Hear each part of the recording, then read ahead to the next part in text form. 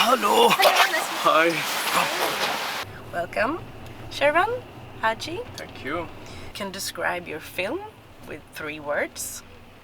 3 words. Yes. Yeah, that's not an easy task you have given me. But I would say you are you are alive as far as you are remembered. It's not 3 words, I know, but the seed of the whole idea that to tell a story that reminds people of those who certain regimes want us to forget about them. It's freedom, first of all, that's like the most important thing, and then being alive. Life, and then the seed. Yeah. Of everything. Yeah. Lovely. What was the first picture you saw when this story came to you? I didn't see, I was hearing. Oh, okay. I try, as the story takes place in a solitary confinement, and I try to, through my imagination, to explore that. And there is so little to see, but there is a lot to hear. Nice. And as you are like kind of not given access to anything visual, yet your senses like enhances the hearing. So you can hear things that in a normal day you wouldn't hear, and that's the main thing. But idea-wise, the visually first thing I saw was like through a very narrow, thin line. Yes. The silhouettes and the shadows of those people who are there in the gray zone between the black and white. Although I am really against like categorizing and branding and so on, and you will see in the story that I don't brand that this is good, this is bad. It's rather more complicated. That's why I made a scene that, and most of the characters are people we know, and based on our experience and so on, with like visual. When you see like an oppressor, you see, but also that is an oppressed. Okay, yeah. Those are like, there is a much bigger system that the soldiers, they are like also victims, and people who run the tools on lower base of that regime, they are also victims of this kind of the system. Bigger, complex system. So, and how such a complex thing, such as war, when we see it from the safety of our warm couches and houses, it seems completely different than for those people who live it as a daily life. We will see characters that they go by their life and they have conversations, very random conversation, in the middle of a very complex, and like soldiers carrying missiles. And what is the conversation that's happening between them? Is it about war? No, not necessarily. No.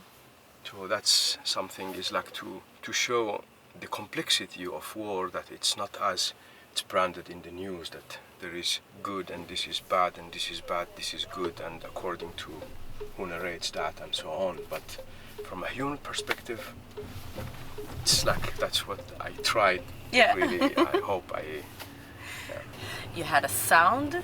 What kind of sound? Was it music or more emotion combined with sound? Or very good question. Yeah. For me, sounds, they are like anything else, any other material. It has color, it has shape. It's not just like something in the air. When you are in a place such as a solitary confinement, like a dark box, could be like 1 square meter, literally, that you can't even stand tall, as we saw after the regime fall. For like nearly 14 years, I would try to imagine how would a person in such a place would feel. And always I go back to the hearing. And when I was writing a script, I wrote 2 versions. One is for sound, what sounds we do here, and one for the visual, which is like when it's combined. There are like chapters in the action, the description was literally made for describing the sound. Like I try to really imagining how the sound of that place, how the noise of that place will be when there is nothing, literally. What are like there is, for example, a scene about a drop of water that we will not see, but it travels through the pipes in the skeleton of that building, and the echoes, and even insects they have, if they exist in that place, will have noise and they have sound, and it's different than the one that they exist in a forest or in an open environment. I can just imagine when you are in a confined in a prison. Yes. Actually. You are so excluded from hearing that, like nature. You have repeating sounds. Absolutely. And it wasn't for me. I could have done a love story, which I love to do, and I try to make this a love story. I believe we don't decide which story we will tell. No. The stories, they grab us from and they takes us to where they want us to be. I had a memory that haunted me for so long. My little brother was captured and kidnapped by the Syrian regime in the first days of the uprising, and he was 16 years old, and it was a very shocking thing for me. For nearly a month we couldn't hear anything. We didn't know where he was. I was just imagining what his day looks like. And I know how difficult it is to imagine. We hear a lot of wars here and there, and people are captured and dead, and those are just numbers. Unless it's something really close to you, then you see it in a different dimension. Yes. And the parallel for me was exactly my situation when I was following the news. I would see very little of what's really happening there, and hear a lot. So the sound was always the main element in me in that situation. So I really kind of thought about it as a filmmaker, how to incorporate this tool in my work, in this particular one. And how much sound can tell us as a tool, and you don't need to see everything. And that's, I know, the challenge that I put myself through. Sound can build. You just need a pixel. You just need a very small amount of an image, and the sound can build literally everything around that. And you can see, and that's like the core of like the approach, the visual approach and technical approach toward this story. Beautiful said. You are an actor as well, and a filmmaker. What's your dream actor to work with as a director? That's a tough question. No, that's a tough question. I have tried to think always, but it always changes. Okay. It changes based on the story, the character, and everything about each story. I always believe that every single story requires different approach in even thinking. And I wouldn't be able to kind of imagine one particular that can fit everything, and that's called the dream. It's really, at least I'm not finding it an easy thing, and sometimes you wouldn't imagine a person, an actor, to be fit for a role that you have written. I have had that experience, even in a short way, in a very minimal scale. But then I would meet somebody, have a coffee or something, we will have a conversation, and that there is something all the way it's in my mind, and that I can't just like take my mind off, which is the story, which is that particular character, and I always feel that it must have happened for a reason. And then you can start to see that this person starts to wear the costume of that character and does talk like that character and behave. So it's not just like, just because you know a face or you know somebody. So that's like the magnificent actors. Yeah. That you know that wherever you throw them, they're gonna come right on. Yeah, They will stand and they will do it, and yeah. But that's another story again. Yeah. So I'm trying to not to answer your question. Yeah. No, but I love your take on it, because it depends on the situation and the moment, and if it feels right. But if you had a chance to snap your fingers and say, like, this actor or actress is one I really would love to work with. Yeah, I find it really difficult to say because I will offend a lot of people. Yeah, and I don't want to. No, okay. What's your comfort film? I have many comfort films. Okay, you do? Yeah. I have a long list that those are like movies that when I see, they just reminds me the greatness of and power.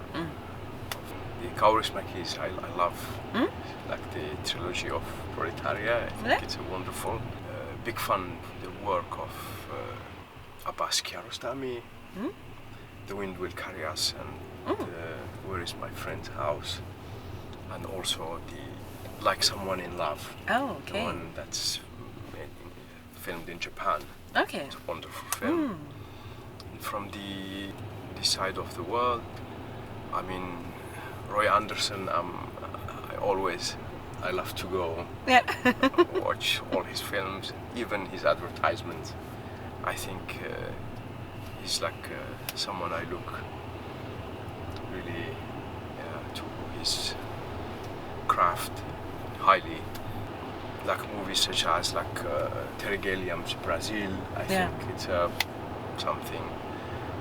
Lynch. I was just I was watching like Mulholland Drive recently. Oh yeah. It never gets old. No.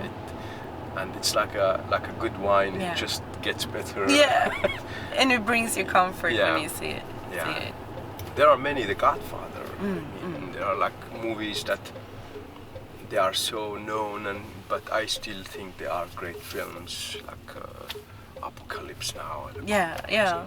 I can name so many films, but also depends the day. Now I'm gonna move forward to more questions about you as a person. What did you want to be when you grow up?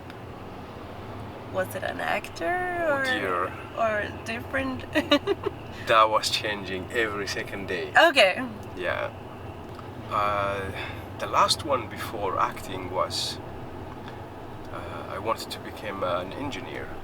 Like I was really into electricity and for some reason. Yeah, but luckily I got shocked, so I changed my mind, and then I was like, when I graduated high school, I graduated. I had really bad grades because I switched from electricity to literature and okay. Yeah, so I wasn't like continuously into literature. So I did pass the exams of the high school, but with like really bad grade that didn't took me to any university. Okay. And the only place I could apply, even the lady was like in the registry. She was like, when I was buying the stamp to make the application, she was like, it's not worth it, trust me. No university will take you. I'm like, I can try my luck. She says, no, you can try your luck in those places where they take they have entrance exams. Yeah. And then I had literally there are two schools, either the military academy or the theater academy. And obviously I went to the theater academy. Yeah.